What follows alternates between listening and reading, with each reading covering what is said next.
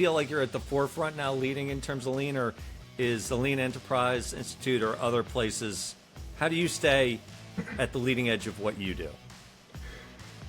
It's a good question. I feel like there will always be a really important place for organizations like the Lean Enterprise Institute to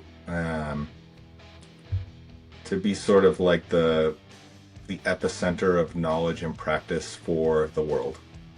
I think where our niche is and where we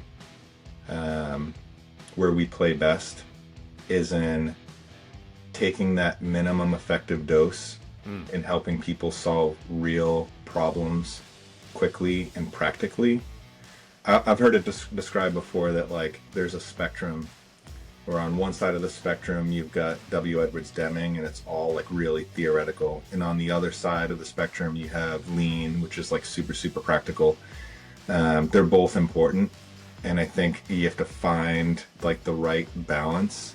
And I think in the restaurant industry it's super important to skew towards like the practice and bring in just enough of the theory to help people be self-sufficient, but you got to get hands-on quickly. And it reminds me, I used to play in bands when I was younger, and my guitar player went on to open a music studio and he refused to teach music theory. He's like, kids don't want to learn music theory, they just want to learn songs. Right? And I guess it depends on what your goal is, right? Do you want to be a composer, or do you just want to jam with your friends?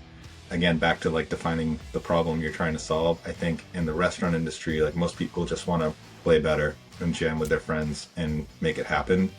And then I think there's other industries that lend themselves to like needing composers, or restaurant companies who are so big they also need to have composers in-house to do that. But there's no substitute for just getting going. Yeah. Don't let the start stop you, right?